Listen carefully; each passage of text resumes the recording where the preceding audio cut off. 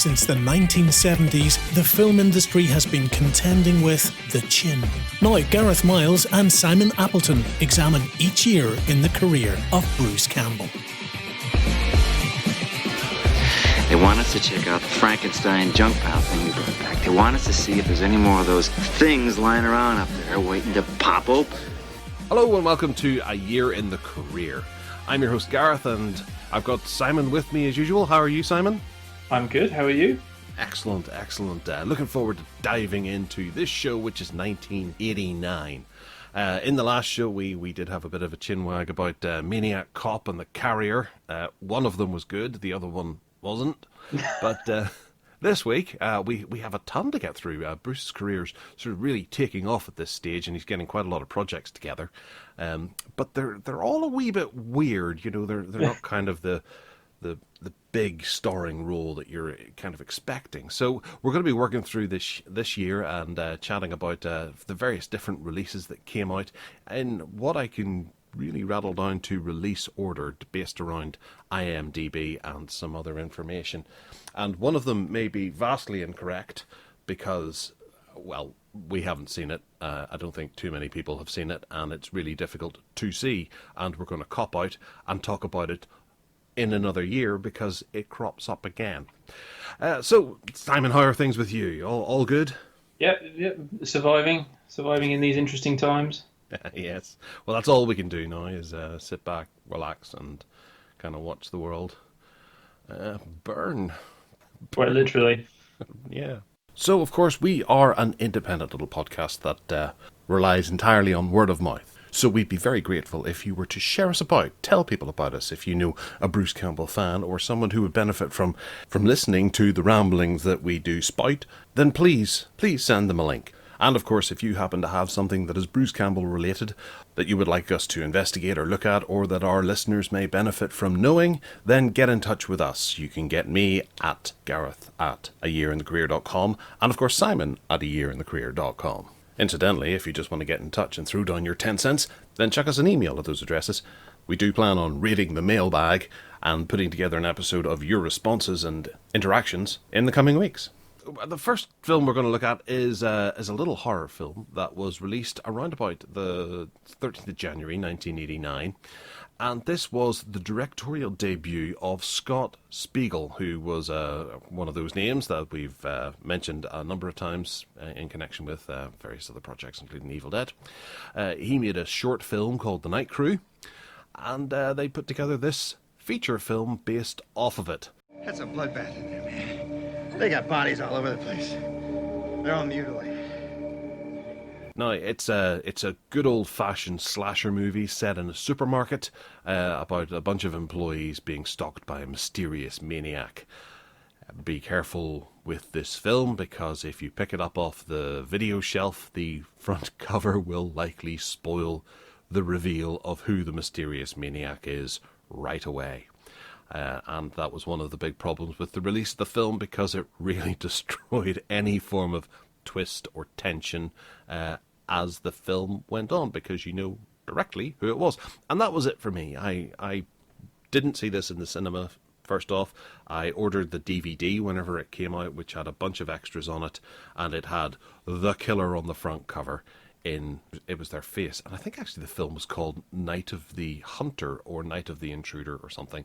It was a weird German DVD that I got in that was retitled for whatever reason, who knows why.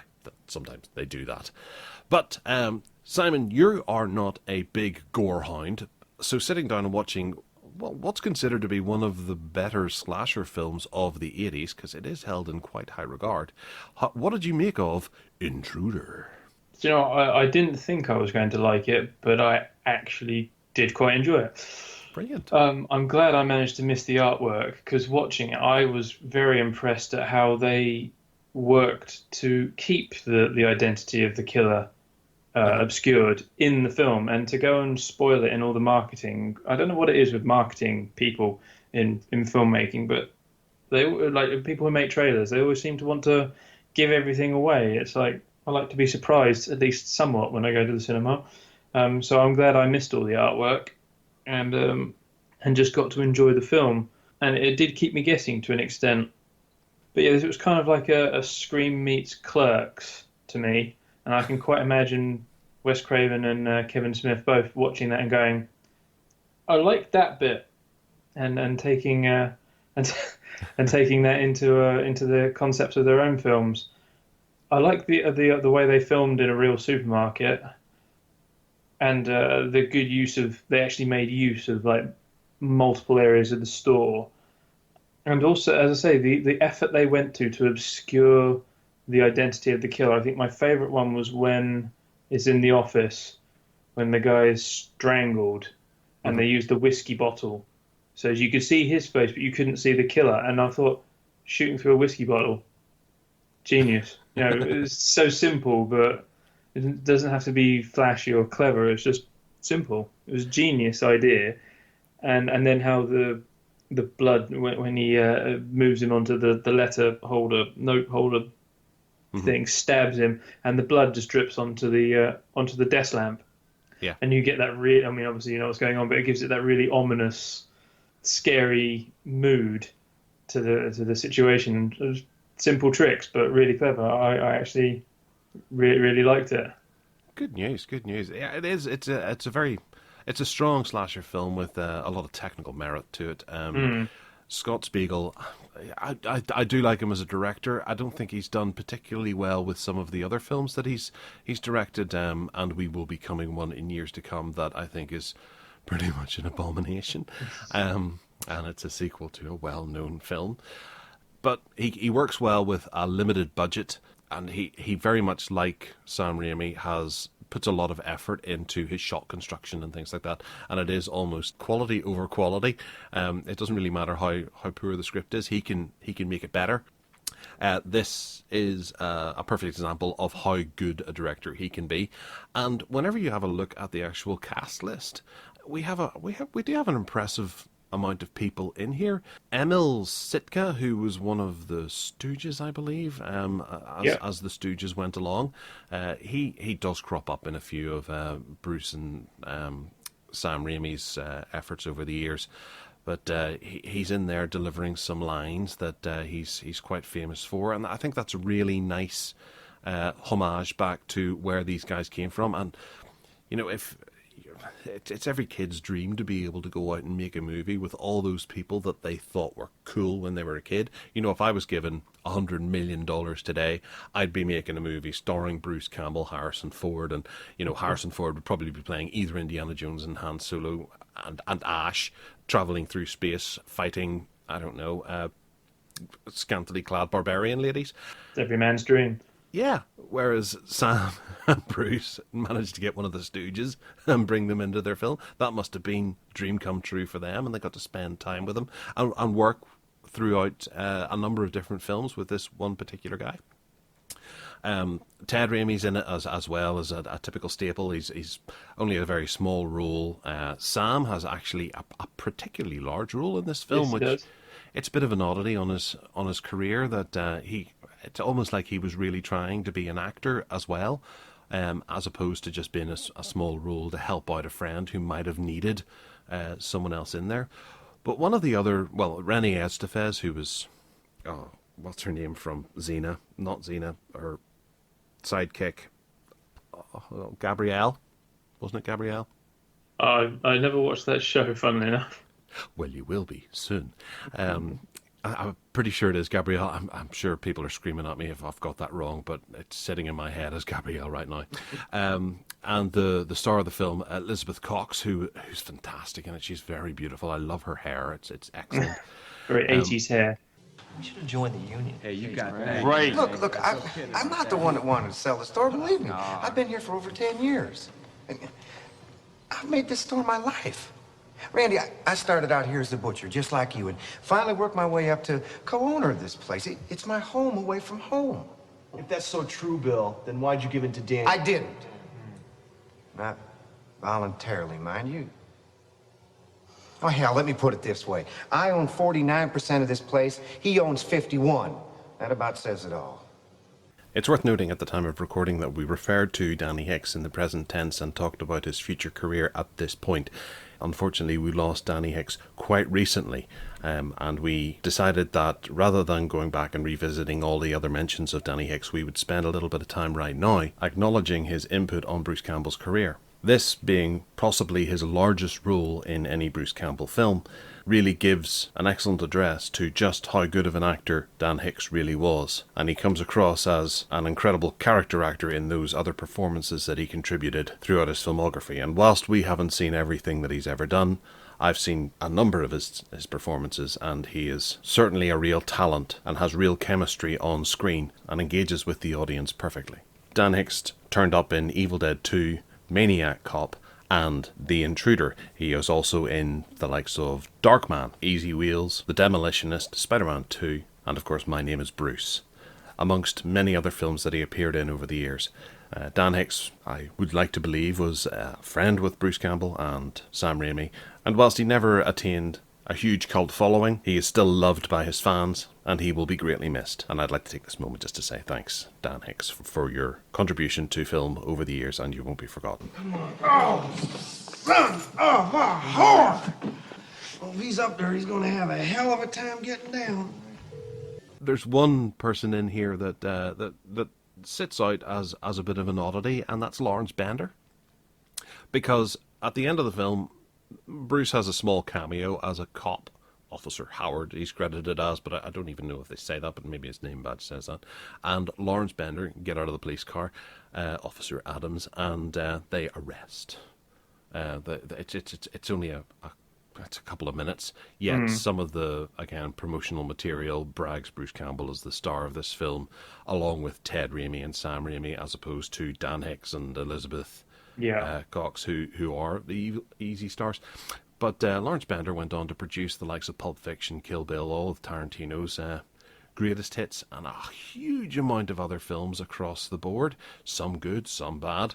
Having a quick look down his list of credits, he's got 88 Minutes with Al Pacino, not a particularly good film, An Inconvenient Truth, Dirty Dancing, Havana Nights, The Mexican. He has a ton of credits to him. But the very first credit he has in 1989 was Intruder. It just gets me thinking that, he spent some time with Bruce on this. You'd like to think that he'd be sticking Bruce in some of his movies, because that's kind of what happens. He seems to be a likable guy, and people get on well with him, and they keep him in mind. But he's never really cropped up, save for one film. He's never really cropped up in Lawrence Bender's other films. So, it was a bit of an oddity there, but Lawrence Bender's in there as well, and it's one of his rare acting roles. He does appear in a few films throughout his career, but there he is. I like Intruder. I do. It's a strong horror film. I've only ever watched it because of the Bruce connection. Otherwise, I think it probably would have gone under my radar entirely. I don't remember this having a big release or being talked about too much in the UK horror mainstream, and in 1989 I was starting to get into horror, so it was a bit of an unheard of oddity, and especially from the point of view I had to actually track it down when I first went to get it. It wasn't immediately available to me in the video shops or what have you, so I had to get it and find out there and then that Bruce's role was a mere cameo, as happens so frequently in his career. It's a good-looking film. It sits out there as one of the better films on his filmography, and it's worth tracking down. I really do recommend it to everyone. Just don't watch the trailer or look at any of the artwork. Absolutely, that's really difficult to do, especially that I think one of the newest Blu-rays still has the main killer on the front cover, which defies all logic. If he's got a shadow over his face, like he does in the film a lot, then fair enough. But why? I don't understand why you'd create a film that's all about suspense and tension, all of which is crafted very well in the film, and then just piss it all away with a poster. Yeah. And continually doing that. It's not just once. Yeah. Why wouldn't you change it for the Blu-ray? I mean, the artwork for some of the posters looks pretty good, and you'd figure, why spoil the film? Yeah. But, I guess maybe for the type of people that maybe sit down and lap this up, we only need to watch it once for you to love it. So I guess maybe big plot twists weren't the demographic. Never mind. It's not going anywhere there. All right. Well, the next thing that shows in the air date, I believe, of one of the episodes that Bruce Campbell was attached to is the 6th of March. It's a soap opera that was made in and around Michigan called Generations. Now, this is one that I don't believe ever made it to the UK in an obvious capacity. It wasn't sort of on before Neighbours or anything like that, but I know some of these soap operas did get some play during the wee hours and things of the morning and stuff over here, so I completely missed it. I have done a decent amount of research into YouTube, and there's a lot of episodes on YouTube, and I've sort of scanned through them to see if I can find them. I can't find them, and even when you go to somewhere like the IMDb, there's no particular episodes listed for him. It just says episodes unknown, episodes unknown. And there's, I don't know, about 500 episodes of this TV show were made, so he's in there somewhere. Maybe it was just one episode that he was in. Maybe it was several. Maybe it was a story arc crossing an entire series. It's difficult to tell at the moment, and there's very little actually in his biography. He doesn't talk about it too much in his biography, which makes me think that it was something quite incidental, and perhaps he was a very small role in it. However, you can see some footage of the TV series, one of his scenes in the movie Fargo. It's fuzzy on the screen in the background. I think Peter Stormare is watching it on TV. He's talking. He has lines. He has dialogue. So he's obviously a substantial enough character to to feature in close up on the TV screen. So that's about as much of the analysis as I can do for Generations. I did a quick search, and the only thing I could find was actually on Bruce's website, and I think there's one sentence or something dedicated to it, and it's something along the lines of "this cheesy soap I did back in Michigan." Yeah. And that's about it, so... Well, it's one of those things I don't think really gets released. You know, you don't see Neighbours box set coming out. Or too much of it. It never ends. Although, what was the horror one? Dark Shadows, was it? Oh, yeah. I think they released all of that on DVD or VHS or something like that because it was such a cult classic. But I can't imagine anyone going to the effort of burning all of these onto DVD or Blu-ray or 4K Ultra HD for 500 odd episodes of a drama TV series that was based between 1989 and 1991. I'm sure some people saw it. I'm sure Bruce's family's seen it. Maybe Bruce hasn't even seen it himself. That's why he doesn't talk about it too much. Quite possibly. But soon after that, Bruce got one of his bigger roles, which was a sci-fi classic, I'm going to say, called Moontrap. This was a fairly low-budget sci-fi movie with one heck of a decent storyline for the time. Directed by Robert Dyke, who was one of the... I believe he worked on the miniatures in Evil Dead 2. But obviously, Bruce was on his radar. He managed to get Walter Koenig, who played Chekhov in Star Trek 4, to play the lead, and the two of them jet off into space and have to do battle with a creature that they find on the moon, and they somehow bring it back to Earth. I remember finding this film in a dodgy little video shop in Belfast. The best kind. Yeah. The best kind. It was around about 1993 or so, and it was a very beaten up VHS copy. Here in the UK we had big boxes and small boxes. The small boxes were what you bought out of a retail shop, and then the big boxes were designed to take more of a bashing, being on the rental stores, whereas I know in America they had the sort of cardboard sleeves that just got destroyed after 2 years. Yeah. So I got the big box rental version of this, and I was very pleased with it because I did prefer the big box. It felt like you were getting more for your money. And I watched through it, and at the age I was, I thought this film was fantastic. I absolutely adored it. It was everything that I loved for a beery night with my mates and just having a laugh. Bruce doing those sorts of things that he became so linked with. It was cheesy, it was hammy, it was silly, it was funny. There's classic quotes like, "We don't take any shit from machines," and he turns around and karate kicks a vending machine. We don't take no shit from a machine. And it was a great fun film. I bought it on Blu-ray a couple of months ago, and I sat down and watched it again. It was a wee bit more painful. The beer certainly oils the wheels as you're trying to get through it. Definitely. But I still I still stand behind the fact that the ambition that on display here is really very, very good. I have the utmost respect for anyone who takes something as ridiculously out there as the plot in this film and really tries to do it and sell it at a budget. So it has to be given a good amount of credit for what it tries to do. It does have a bit of a lull. It does have some silly ideas going through, but the special effects are still pretty good for the money, and I think it's a relatively good find for someone, and it's worth watching at least once. What did you make of it? Was this your first time? First trip I'd to the moon? never seen this before. It was interesting to hear Walter Koenig's voice not doing Chekhov, because I've only ever seen him play Chekhov in Star Trek, so it's quite interesting to see it. I thought he and Bruce had excellent chemistry. They were very believable as the older, younger pairing who they give each other shit all day long, but they actually love working with each other.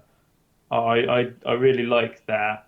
The concept of it is quite interesting. I'm not quite sure how likely it is a race of human-looking people living on the moon, but the idea of the robots who could, just literally they're like eggs or seeds and just plant themselves and build themselves a body out of nothing and take over. Although that gurney that the original body was on, it's lucky that was bulletproof for the initial encounter.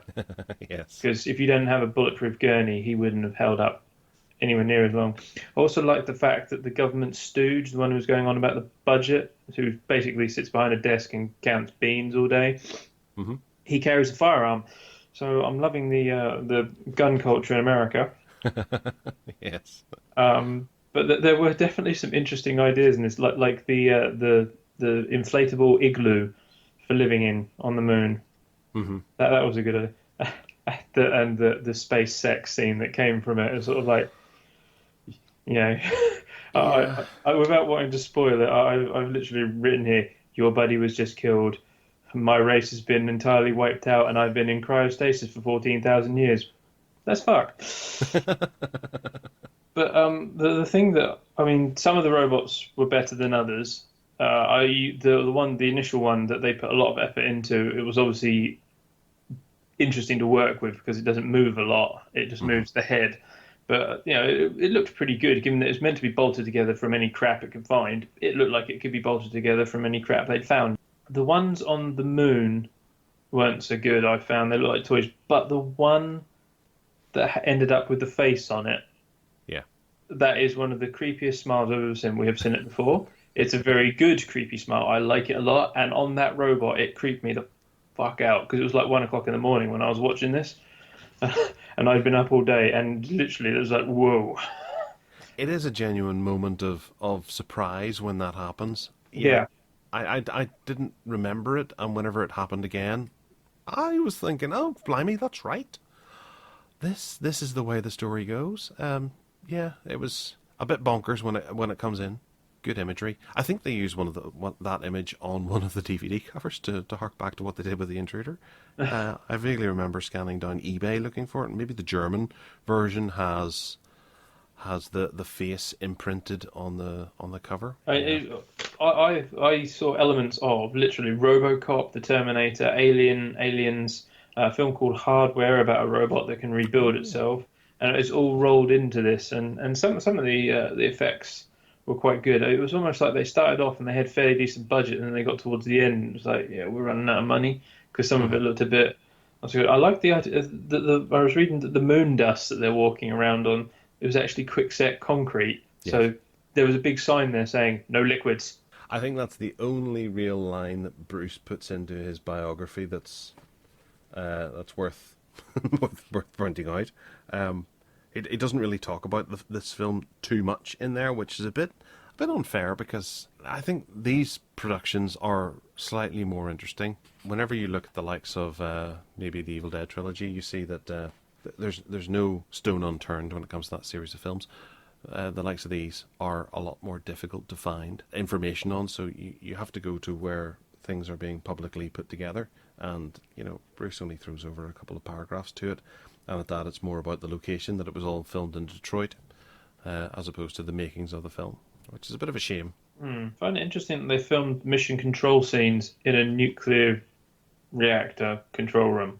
Yes. I mean, of all the places you can go, we need a place with TV screens and computers. Oh, dude, can we borrow your nuclear reactor control room for 10 minutes? Sure, why not? Screw it. What the hell? Apparently, I've got no idea about nuclear power apart from what I saw in Chernobyl. But apparently, you can actually see on one of the screens some sort of diagnostic in terms of the fuel rods. Oh yes, yeah. There was another film that did that as well, where it was quite obviously a power station, but you can actually see some of the levels and the fuel rod positioning, isn't it? Yeah. Yeah, well, I guess that it's the best way to make it look a bit more like Cape Kennedy or Cape Canaveral or one of those types of places. So I like Moontrap. It did have a sequel. Yeah, it did. I read about that too. And it was kind of a fun film. I haven't seen all of it. I started watching it and then turned it off, but never got back to it. But I know that a sequel was being planned for several years, but I can't imagine Bruce was going to be any part of it because, well, obviously, his career took off, as opposed to make any spoilers. He did work with Robert Dyke again a number of years later, and we will come to that in the years to come. Yeah. So the next film is, I'm thinking that you're not going to be too fussed on this, but it's actually a particular favourite of mine. It's a film by J.R. Bookwalter, who is a very bizarre director. He has made some particularly interesting video horror films over the years, and he's never quite sort of made it into the whole Hollywood thing, but if you go to the likes of Amazon Prime, you can track down a number of his movies, and they're worth looking at because he is an imaginative, low-budget effects heavy director. And he put together a film called The Dead Next Door. What a title. It conjured different images to what the story is, I will say. Yes, yeah. It has a love affair with zombie movies and the whole zombie culture throughout the years. And anyone who's into zombie movies will get a real kick out of this, even just from something as simple as the character names, because they all pay homage to some of the zombie directors and the horror directors of the day. Why won't they go home? If those zombies come around, they're gonna get eaten. They've been here ever since those things got the president. They actually want us to protect the zombies. Bruce's role in it is particularly limited. He voices the character of Raimi, and I didn't realize at the time, but Commander Carpenter as well. Lloyd's come in. This is Commander Carpenter. Go ahead, Commander. I found Vincent. He's here at the bow house. He's got other people with him. They look like soldiers. Tell the Reverend I'm going to watch him for a while. Okay. Lights out. And that was all done in post, and he helped out the production with a lot of audio trickery during the post-production of the film. Sam Raimi helped fund the film, and in all, the actual film itself is a pretty ambitious, low-budget zombie picture that has some tremendous gore effects. Yes, and it does. And that's what it's really remembered for. It's odd that this film, whilst it was all shot on, I think it was Super 16 or something fairly cheap, this film has always had some kind of release.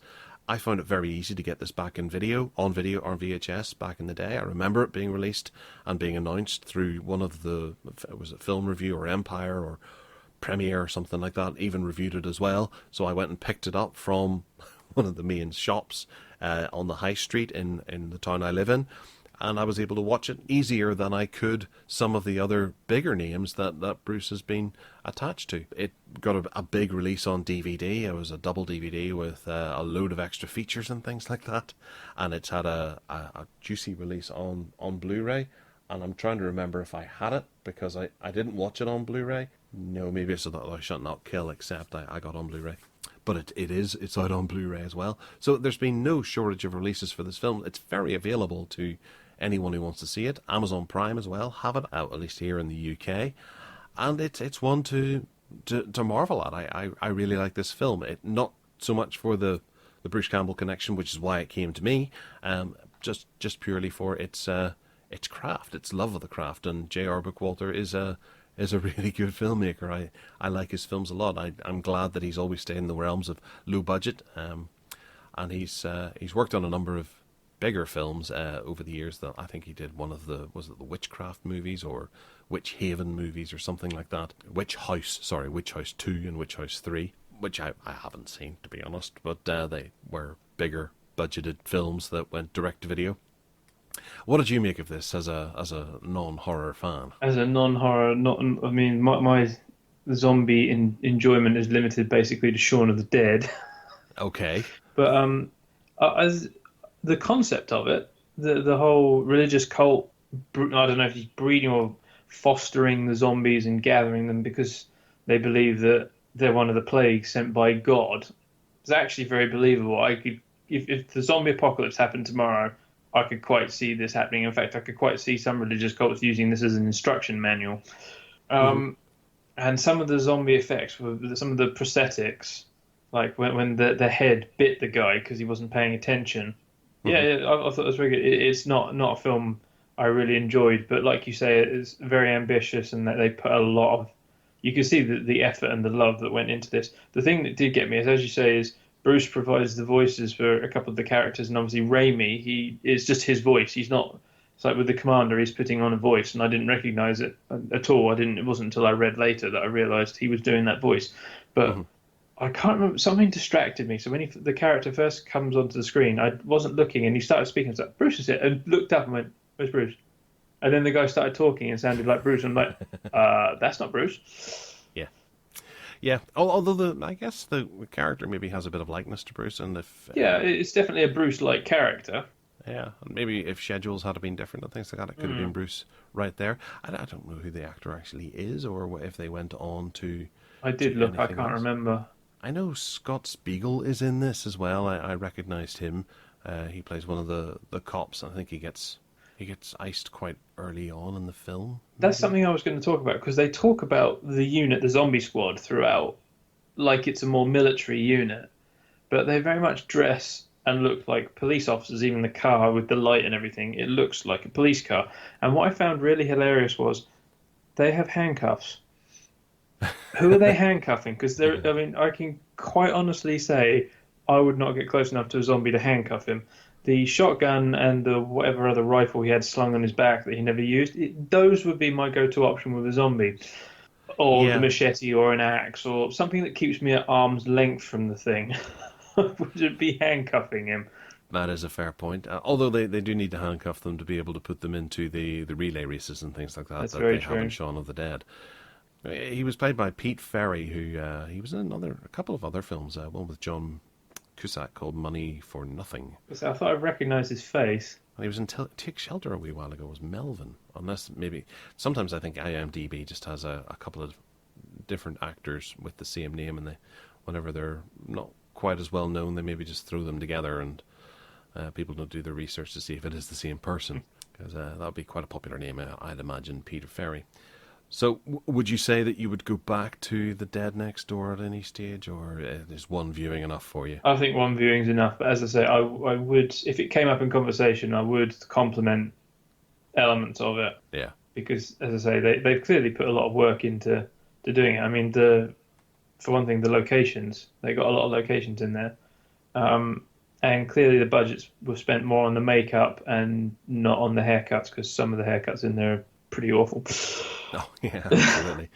But then I think some of these productions are merely put together so that the director can actually show off their talent for gore effects and things like that. And the likes of Tom Savini would maybe pick them up and use them in one of his big horror epics that he's putting together. So, it's essentially a showreel for gore effects, and a very good one at that. Very good indeed. It was the performances that stood out. It was definitely the priest. Oh yeah. Robert Kokoi. I have no idea how you pronounce that. Reverend Jones. He was lunatic, and his performance achieves that level. You truly believe he's bonkers. Mm-hmm. He's got a basement full of zombies for one thing. But yeah, that's why you need the handcuffs to be able to get them down there. Yeah, exactly. The only thing I found interesting was those the sunglasses he wore and the inopportune times he wore them. I had to do a double take at one point. Is he blind or something? And I'm missing this. And then he goes into his office and pulls a piece of paper off a typewriter and looks at it. And I'm like, well, no, he's not blind then, because even at night he's wearing those big ridiculous sunglasses, like the ones that I've seen people wearing over their regular glasses. Or most people use them as safety glasses, and found that rather interesting. But his performance was quite good. He was absolutely batshit insane. Well, you see, I figured that he was maybe one of the actors that might have come from something else, perhaps to avoid SAG rules or whatever. He maybe put sunglasses on to distract from that, but no, this was his first film, and every film that he made after that was pretty much a Bookwalter film. Mm. Right. So 1989 was one of the bits of trivia about Bruce Campbell during this year was the fact that he was the first choice to play Louis Creed in the original Pet Sematary movie, which was in 1989. And I think that probably would have been a really big move. I think it would have helped the film a great deal. Mm. But obviously I'm a little bit biased. I'm not entirely sure why he didn't take the role. I can't remember from his biography why, or if it was just scheduling or something like that. But the actor that took the role, I don't recognise from anything really. I haven't seen Pet Sematary in years. I remember watching it when I was about 11 with two girls actually from around the corner. They were big fans of it. It's a loss having a proper lead role that is attributed to Bruce not actually going ahead. Mm. Yeah. So instead, the next project we have to talk about is a film that doesn't star Bruce, although the lead role is a character called Bruce, and I've got a funny feeling that this was originally written with Bruce in mind. Bruce did in fact produce the film, and it was one that took me years to track down, and I ended up getting it on DVD quite recently, actually, from Germany, I think. It was part of a quadrilogy of biker movies, because biker movies are a big thing. It's a film called Easy Wheels. It was written by Ivan and Sam Raimi. It stars Paul Lamat, who I know from American Graffiti, and Mark Holton, who was Francis from Pee-wee's Big Adventure, and I think he played, was it Ed Gacy or Ed Jen, or one of the serial killer that was a clown. I remember in that movie as well. And it's a ridiculously stupid movie. Right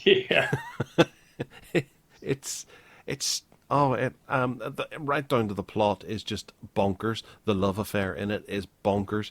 And I'm thinking that perhaps the main reason why Bruce didn't star in it was because it probably wouldn't have done his career any good. Yeah. Maybe because he was getting offered something like Pet Sematary, he decided, I'm not going to do this Easy Wheels one, give it to someone else. And they brought in Paul Lamat, who is a decent actor, brings an entirely different style, direction dynamic, for the role. Everything. Yeah. And to be honest, he's really quite dull compared to what Bruce would have been. But I actually didn't realise when I watched it, and then I went back to the credits to see who was in it. Teresa Randall's in it as well. Who yes. Bad Boys and the Beverly Hills Cop 3. I think she's underused in that film. Definitely. But it's not a bad film. It's certainly entertaining. But I'm actually quite glad that Bruce wasn't the lead in it, because I think it would have had a detrimental effect on his career going forward. Paul Lamat didn't really make too much of his career following this. I think he was in a few things, but he's a continuing jobbing actor. But I think maybe, this could be one of the reasons why he's not. Well, with the look of him, how his face and everything, I kind of got that he's the wayward biker, but he's got the good soul, whatever you want to call it. But it was when it came to things like when he was trying to look hard, he always walked along, and to me it looked like he'd either overstarched his shirt or he'd got the coat hanger left in his leather jacket. And then when he was having a vision, he didn't look like what I imagined he would having a vision. He looked like he was having a seizure. So that first point when he's on the bike and he crashes into that Native American's stall, he just looks like he's either that or he's just lost control of himself and shit in his pants. Okay. That's just what I was watching it, and that's what it looked like to me. It didn't look like what he was intending it to look like. But as I say, in terms of choosing him to be the good person, I kind of got that. And some of the motorcycle riding was interesting as well. Yeah. Well, for Paul Lamat, I just got to have a funny feeling that, having a look at his filmography, he released 5 films in 1989, and they're all of somewhat dubious quality. Puppet Master is obviously a classic, but the other 3 just look like late night cable TV rubbish. That serve a particular market, and Easy Wheels actually probably falls into that category. So he might have been a wee bit just disinterested in the project, and maybe just taking the paycheck, taking it for the exposure, taking it to work, and to have another credit, because his career was, his second film was American Graffiti, and he was in the sequel to American Graffiti as well. It should have been an awful lot better than what it turned out to be. He's not the most dynamic, interesting actor. He's perfectly usable in many of the films that he's in, but he just doesn't bring too much to it. And obviously, the film would have benefited from another actor of better quality being in that role. But he's serviceable, and he gets through the film okay, and I wouldn't say that he's rubbish in it in any way. But no, it's not the best film in the world. I know it has its fans out there, and obviously Bruce Campbell fans are probably liking it because it sits in that kind of niche where metalers and things like that might get down to this sort of film, and beery, drinky nights. I'm sure, much like whenever I watched the likes of Moontrap back with my mates, if I had had Easy Wheels, I would have been sounding an awful lot different right now, saying that this was a cracker film, But no, watching it all these years later at the age of 41, I think that'll be the last time I ever watch this. And it's not aged well, has it? No, not terribly.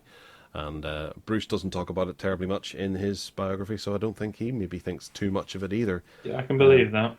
Could have been more than it actually was in the end, which is a shame. So the only other thing really that we have to talk about in this year is one that popped up earlier this year that not too many people knew of, and that is that Sam Raimi directed and Bruce Campbell produced a music video for a band called the Royal Court of China, and it's for the song Half the Truth, which I watched on YouTube, and it just involves a bunch of heavy metal playing band members banging away at their instruments in a really odd, kind of nice, somewhat typical heavy metal set, lit in red with dry ice floating around the place and sweeping camera angles. It's a fine standard video, but yeah, it's just cutting his teeth at something else. And the Royal Court of China, whenever I read down the article about it, it summarised, instead of writing the Royal Court of China over and over again, they shortened it down to RCOC. And that made me think that, in a couple of years we're going to be talking about a film called The Nut House, where he has a bit of an odd pseudonym, and I'm wondering if it's anything to do with that. Possibly not, but again, talking about the types of fans that might have found Easy Wheels enjoyable. I'm sure they'll revel in the Royal Court of China Half the Truth music video, because it's all right. It's not bad. It's kind of fun to watch with an odd credit to it. You didn't flick through that because I threw it onto the show notes shortly before we started recording there. You haven't had a chance to look at it, or do you know Royal Court of China? Not at all, no. No, never heard of them. Well, I don't think they made it on to being a big band. Perhaps it was they were at the time. I don't know of them particularly well. If you do, let us know by emailing us. But, well, that'll bring us to the end of 1989. It was a fun year. It certainly was. There was a decent amount of stuff to sink your teeth into. Only one really big, proper performance from Mr. Campbell. But a good body of work. Well done, Mr. Campbell. Because you're probably listening to this going, well, you do better. No, excellent stuff over 89. So next episode we'll be looking at 1990, where Bruce goes after some vampires as some offspring from Van Helsing. He loses out a career-changing leading role, much like Pet Sematary, to a big actor who has skills. And he reads a newspaper to death. So yeah, join us next week for another exciting episode of A Year in the Career. Simon, where can people find you?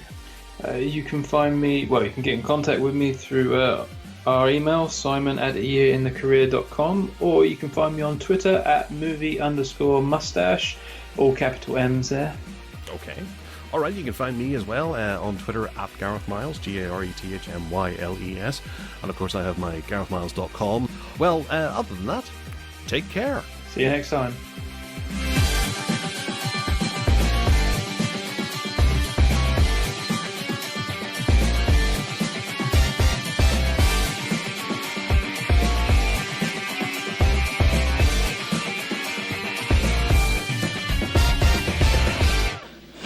Back home, we'd say that you saved my ass. It looks like our space hero here is falling on his face again.